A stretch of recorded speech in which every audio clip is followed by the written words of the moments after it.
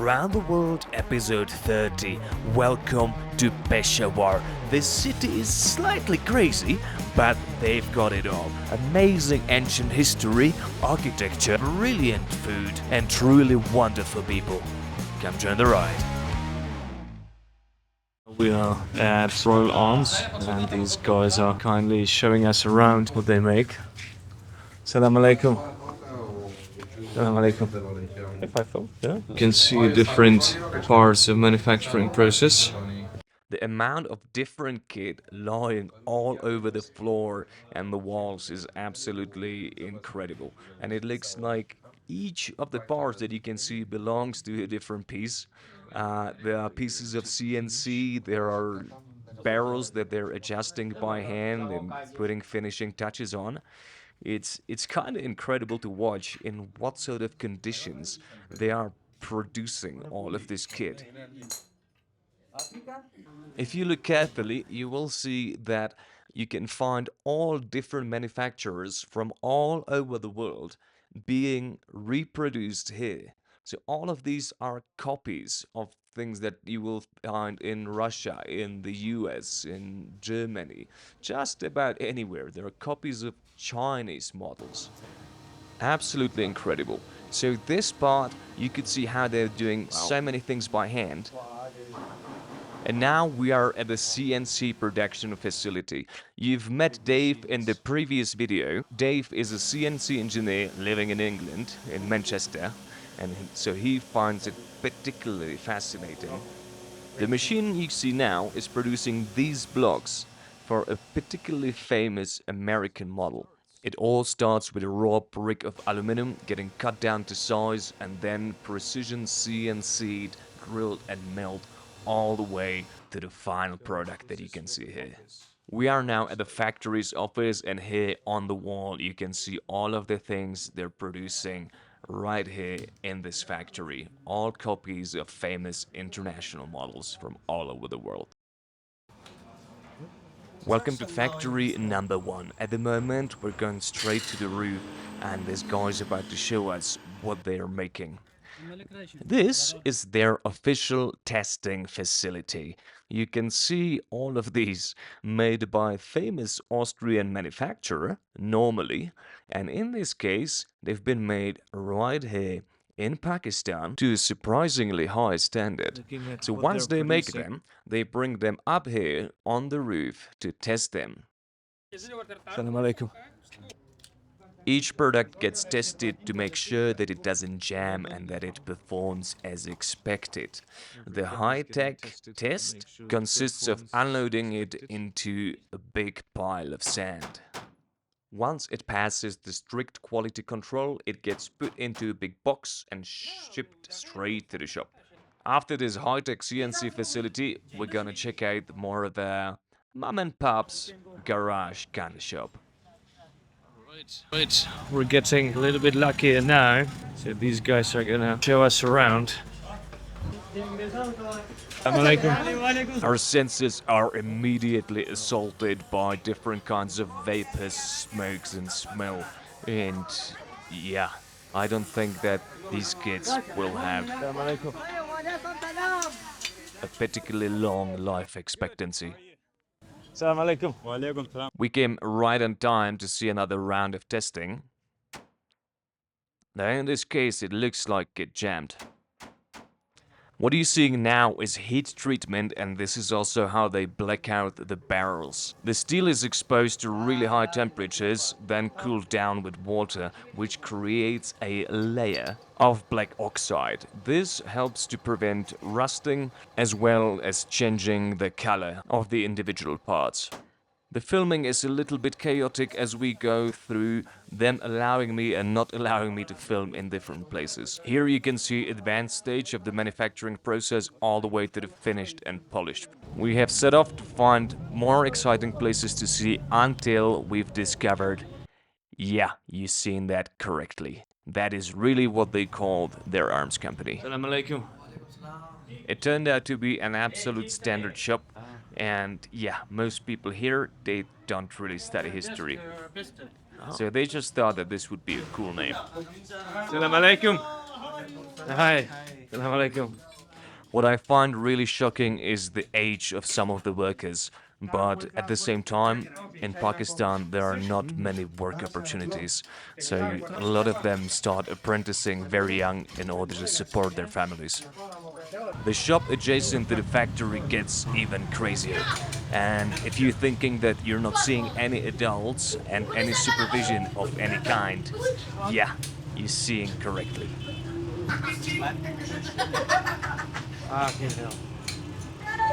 Okay, let's go see parts of Peshawar that are a little less crazy. Today is going to be a tiny bit of a different day. Got a guide showing me around. So security are now vetting her to make sure she's not going to. I don't know. I don't know what they're doing. Yes, sir. Yes. Hi. How's everyone? Maria is the only female registered guide in KPK Province, and she has kindly offered to show me the historical parts of Peshawar today. So this shop is 120 years old. He is the grandfather. That's the grandfather who started it. So do you want to try something from here? Of course. Let's try everything. I'm not normally a huge fan of deep fried things, but these just smell and look so delicious. What are we trying? Can you explain what is all this? This is traditional pakora. So do you want to try? What It's made of aloo and besan, the chickpeas, the grinded chickpeas. Very delicious. Crispy, crunchy, deep fried potatoes. It's nice. I like. The first one They have was a potato, other dishes and the too. second one is an eggplant. It's really hot, but it's really delicious. See the preparation getting battered straight into the oil, and after the oil, it's going straight in here. What should I say? Well, you can tell us about you saying that it's a favorite treat during Ramadan. Yeah, this is our favorite snack in Ramadan. It's called pakora. And we even serve it with tea in normal days. It's an evening snack. I was being suggested that I try one made out of these. Yeah, he was the one who started. Our other friend is smartly refusing. He's shy. He's saying none. I don't want to take a change. He's saying none of the spicy for me. No, not this one. So it's just gonna be the white boy that you will see cry. They deep fry everything: fish, eggplant, potato, cauliflower, and if you watch till the end, you will see me trying the chili. The tour of the food. How do you pronounce this again? Chapli? Chapli kebab. Chapli. They're called chapli because of the shape. Chapli means footwear. It means what? Footwear. Footwear. Because it's the shape of the chapal. Yeah. Ah. White boy's empty stomach and a ton of oil often lead to explosive results. So let's leave these for later, and for now, let's go check out another historical part of Peshawar. As this is the most brutal part of this compound, but I still love it because I choose violence. This place has a very dark history. From 1834, for 15 years, there was an Italian mercenary who was the governor of Peshawar. Nicknamed Abu Tabela, he was known to hang anyone who displeased him from these very walls. Now let's head to one of the most prominent historical houses whose history is marked with madness. This is called City Mohalla. There were 11 houses, out of which only 7 are remaining. And this is one of them. We are standing right now in a city house. This was owned by a city family.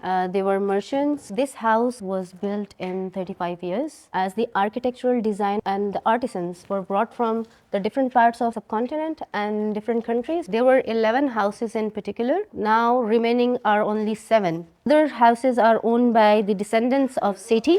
And this is the only house that is owned by the government, by the Department of Archaeology. The Sati family didn't know the value of this area, and they rented this beautiful place to a school. You can see the beautiful woodwork that was done by the craftsmen of Kashmir. They were considered as one of the richest people here. Architectural designs they used for the ventilation. Another very fascinating part, as the glass is even original from that time period. And what fascinates me the most is, I want to show you one. A kid from 1968, student of class 8, wrote this here at 11 o'clock, midnight, he even wrote the name of his school, MPS. His name was Yasin Seti.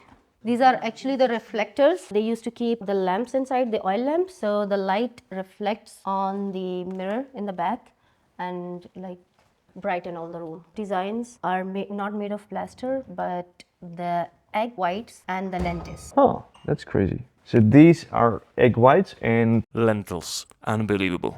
so this place is incredibly cool. There are so many tiny details like this that you would not expect, like inside the glass. And especially when you look at the ceilings, this is so incredible. And these are the building materials that are used in this building. You can see the small piece. See the roof, as there are thousands of small pieces get together. What a marvel this place is. Let's head on. So our friend just keeps asking me if I'm gonna go back and try the chili pakora. So I guess let's try. It looks very tasty and I'm very hungry and my stomach is completely empty. Eating chili on empty stomach is usually the best idea you can have. Cheers. Crunchy. Let's see if I can get our friend to try one. It's not spicy. Not that spicy for me. Yeah, look, Pakistani person. I don't know. I'm Pathan. We don't eat much spicy. Oh, And this is spicy for me. yeah? Can't eat anymore. I think it's delicious.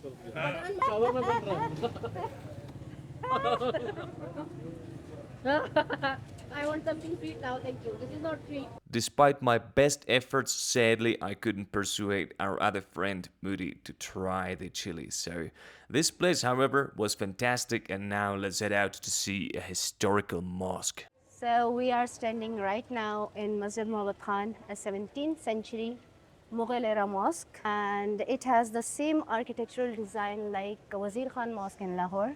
This mosque was built by a Mughal emperor in 1630s, and it's very fascinating to see that it still survived with its original paintings, fresco paintings. These are called the muqarnas, inspired from the Iranian architecture, the honeycomb patterns. Fresco paintings, some niches, mehrab. So you were saying these are all made with a single stroke? Yeah. This is conservation work, means restored. The children are reciting Quran. Here you can see part of the original wall and the original paintings. I find it so fascinating that somebody can create all of this with a single stroke without making a mistake. So this mosque is currently being restored. This guy is one of the people doing the restoration. So you can see intricate painting. And this whole area is slowly getting restored back to its former glory. And of course, the ever-present thing that can't be missed anywhere is tea. Up next on our schedule is the famous Museum of Peshawar. So the Peshawar Museum was founded in 1907. Victorian Hall, this is a two-story building, and this was made in memory of Queen Victoria. It is one of the richest Gandhara artifacts museum in the world. You can see the huge Buddha sculptures here. The fascinating thing is all of these statues are made out of one piece of stone. All the pieces in this museum, the Gandhara Museum, are depicting the life story of Buddha.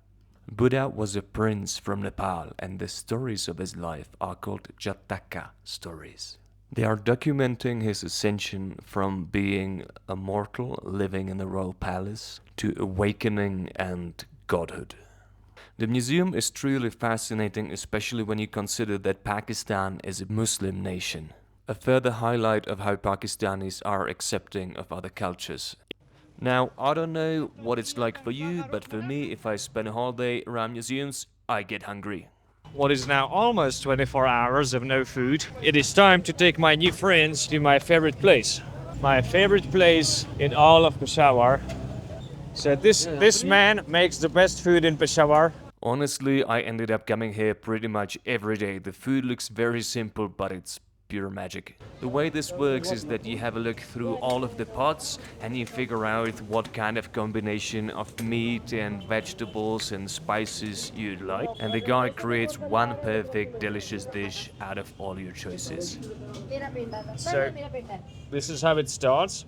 It starts with the chicken soup, which is delicious, just like chicken broth, and a lot of black pepper.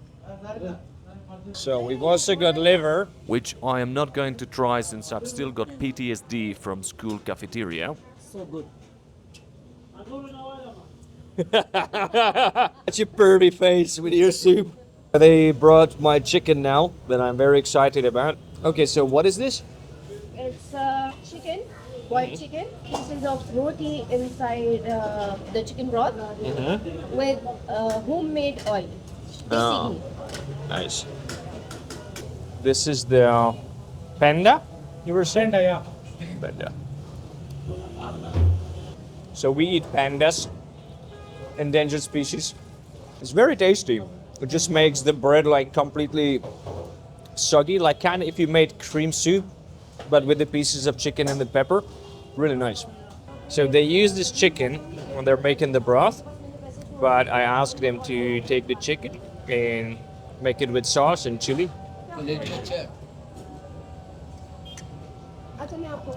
It's like tomato with a bunch of chili and the chicken. Perfect.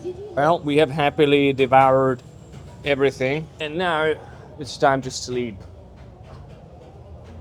Thank you for watching. Smack the subscribe button like your mama smack you. Yeah, it's a new channel. It helps me out. So thank you for doing that.